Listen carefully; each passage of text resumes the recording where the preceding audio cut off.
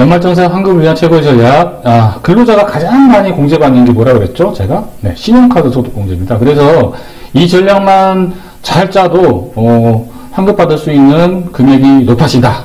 이렇게 말씀을 드릴 수 있기 때문에, 신용카드 소득공제에 대해서 특히 근로자분들, 또 맞벌이인 부분들은 반드시 이 영상을 좀 참고를 해 주시기 바라겠습니다.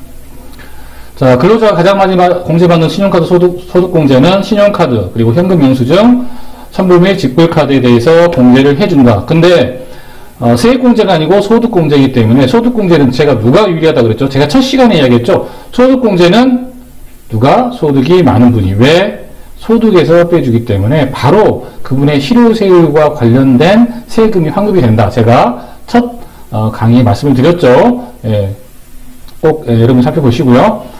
자, 신용카드 소득 공제 대상 요건은, 자, 배우자 카드가, 만약 배우자가 썼는데 그 카드도 소득 공제가 되느냐, 내가. 예, 됩니다. 단 조건이 있죠. 어때요? 배우자가 소득 금액이 100만원 이하야 된다. 즉, 근로소득만 있는 경우 총 급여 기준으로 500만원이에요. 왜 그러죠? 네, 근로소득 공제를 하게 되면 대략 소득 금액이 100만원 정도 나옵니다. 제가 총 급여와 소득 금액에 차이가 있다고 그랬죠? 총 급여는 내가 받는 금액이고, 거기에서 최소한 공제, 근로소득 공제, 사업자는 경비가 있지만 근로자는 없기 때문에 그 근로소득 공제 한다고 그랬죠?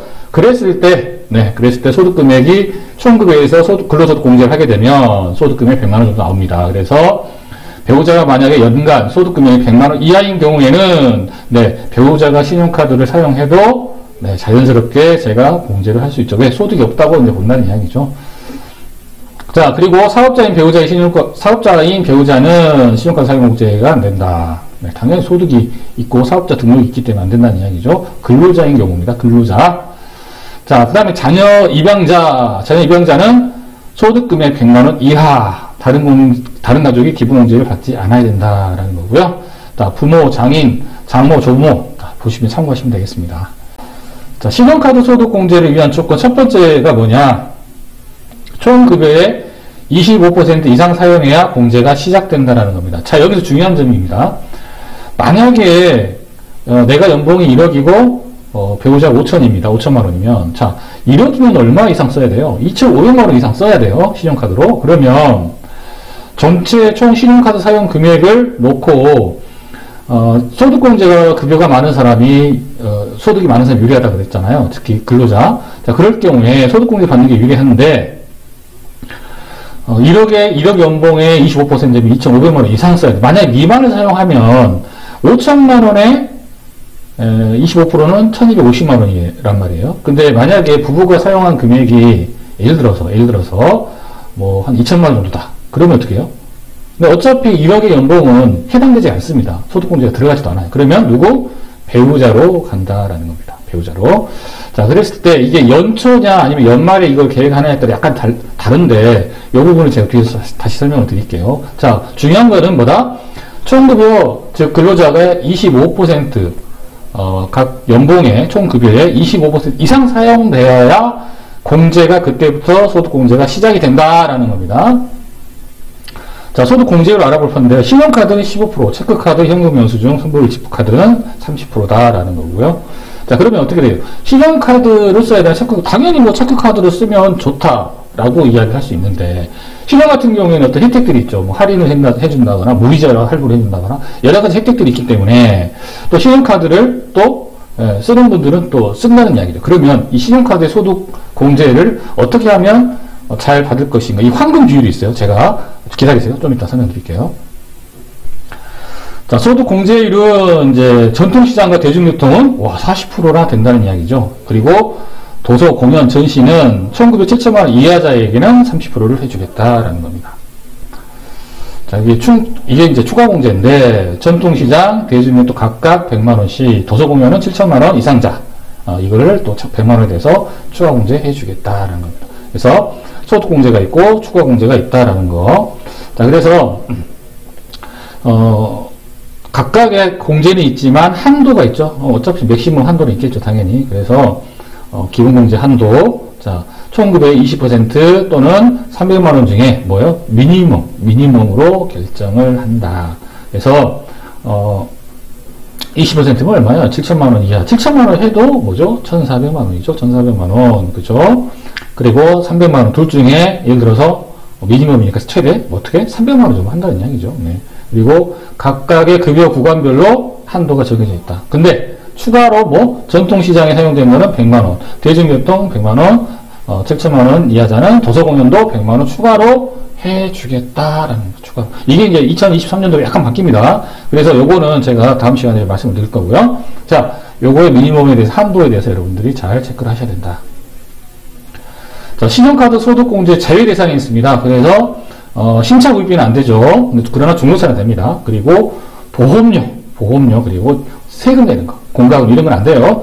교육비, 학원 수강료 제외하고 교육비 이런 것들은 신용카드 소득공제에서 이미 했다. 그럼 교육비 공제를 할 거 아닙니까? 그죠? 그러니까 이건 안 되죠.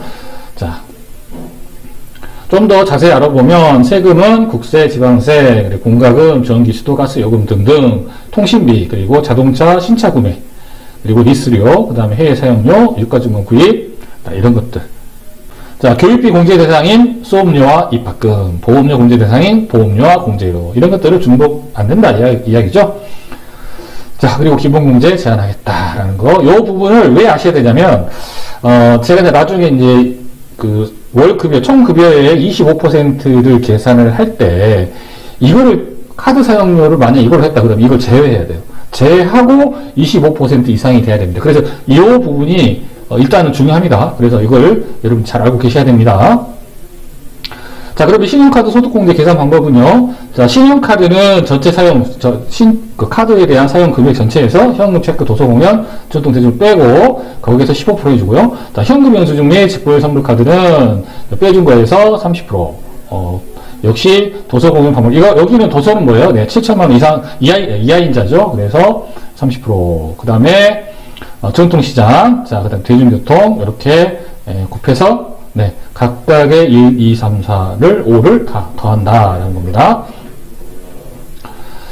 자, 질문이죠. 자, 도서 공연 티켓 미술관 입장료로 신용카드로 이렇게 사용을 했는데 왜 연말정산 간소화 서비스 조회가 안 되냐 이거죠. 이거는 뭐냐면 문화체육관광부에서 사업자로 등록되지 않은 사업자로 구매한 경우에는 조회가 안 된다는 거예요. 그러면 어떻게 우리가 네, 증빙 서류가 필요한데 증빙 서류가 뭐가 있어요? 영수증 있잖아요. 영수증. 네, 영수증을 증명 자료로 제출하면 됩니다.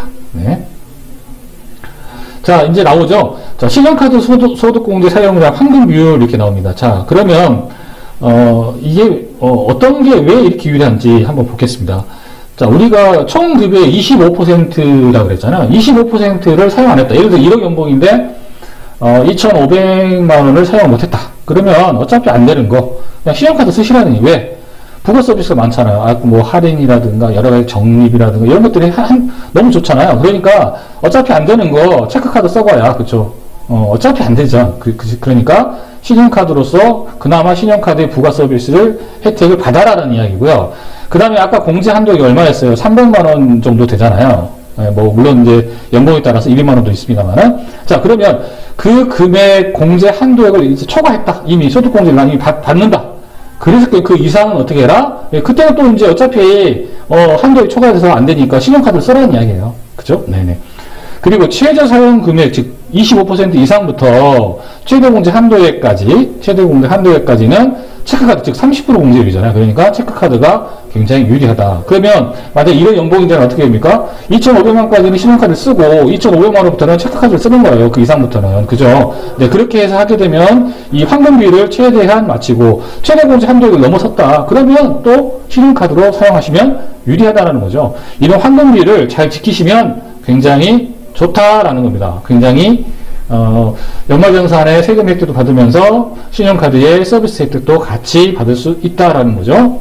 자, 그래서 우리가 이제 신용카드를 사용을 할 때 이제 맞벌이가 어떻게 하느냐가 굉장히 중요하겠죠. 왜냐하면 맞벌이 부부 같은 경우에 신용카드를 각자 쓸 수가 있잖아요. 근데 부부니까 한 사람의 카드로 쓰는 것도 사용할 수 있잖아요. 그죠? 네, 그렇기 때문에 그런 부분으로 우리가 어떻게 하면 한쪽으로 소득공제를 밀어줄 것이냐에 대한 부분을 잘 우리가 전략적으로 세워야 되는데 그 부분을 제가 다음 시간에 알려드리도록 하겠습니다.